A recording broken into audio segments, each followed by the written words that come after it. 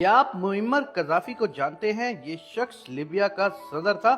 اس کا نام معمر محمد ابو مینار القذافی تھا۔ اگر آج یہ شخص زندہ ہوتا تو شاید مسلمانوں کی پہچان ہی کچھ اور ہوتی۔ اس نے 1969 سے لے کر 2011 تک لیبیا میں حکومت کی اور 20 اکتوبر 2011 میں اسے امریکہ نے 5th جنریشن وار کا ہتھیار استعمال کر کے مروا دیا۔ لیکن کیوں مروایا؟ اس کی بہت سی وجوہات ہیں، لیکن ایک سب سے بڑی وجہ پیٹرو ڈالر تھی۔ اس کا ذکر پھر کبھی صحیح، فی الحال اس ویڈیو میں آپ کو ان قوانین کے بارے میں بتایا جائے گا جو معمر قذافی نے اپنی حکومت میں قائم کیے تھے۔ لیبیا میں بجلی مفت تھی، پورے لیبیا میں کہیں بجلی کا بل نہیں بھیجا جاتا تھا، سود پر قرض نہیں دیا جاتا تھا، تمام بینک ریاست کی ملکیت تھے اور 0% سود پر شہریوں کو قرض کی سہولت دیتے تھے۔ اپنا گھر لیبیا میں انسان کا بنیادی حق سمجھا جاتا تھا اور اس کے لیے حکومت شہریوں کو مکمل مالی امداد فراہم کرتی تھی۔ تمام نئے شادی شدہ جوڑوں کو اپنا نیا گھر بنانے کی مد میں حکومت $50,000 مفت فراہم کرتی تھی۔ پڑھائی اور علاج کی سہولتیں لیبیا کے تمام شہریوں کو بنا پیسوں کے حاصل تھیں۔ قذافی سے پہلے 25% لوگ پڑھے لکھے تھے، جبکہ آج 83% لوگ تعلیم کے زیور سے آراستہ ہیں۔ کسانوں کو زرعی آلات، بیج اور زرعی زمین مفت میں فراہم کی جاتی تھی۔ اگر کسی باشندے کو لیبیا میں علاج، معالجے یا تعلیم کی صحیح سہولت میسر نہیں تو حکومت بنا کسی خرچے کے بیرون ملک بھجواتی تھی۔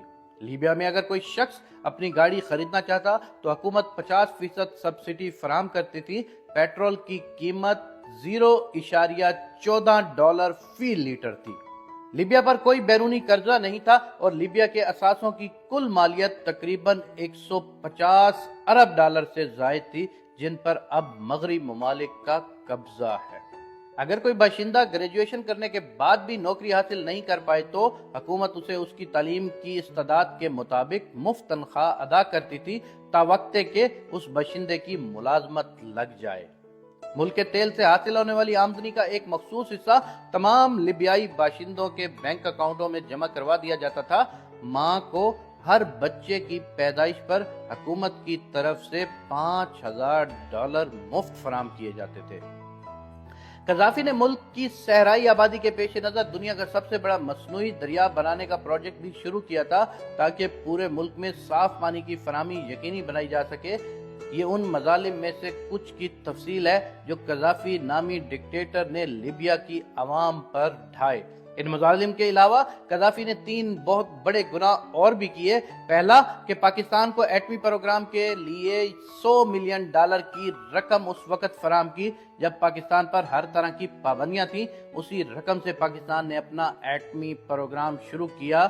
دوسرا، اس نے ہمیشہ مسلمان ممالک کو اکٹھا کر کے ان کا ایک بلاک بنانے کی کوشش کی، کبھی افریقی ممالک کا بلاک، کبھی عرب ممالک کا، لیکن ہمارے مسلمان ممالک قذافی کی اس چال میں نہیں آئے اور آپس میں ہی لڑنے مرنے پر متفق رہے۔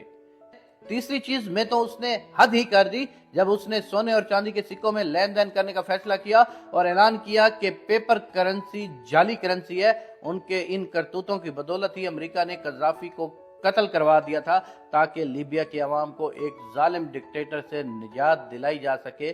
اب لیبیا میں مکمل جمہوریت آ چکی ہے اور اپنے ہی اثاثوں سے محروم و مقروض لیبیا جمہوریت کے مزے لے رہا ہے۔ طاقتور ہمیشہ طاقتور نہیں رہتا۔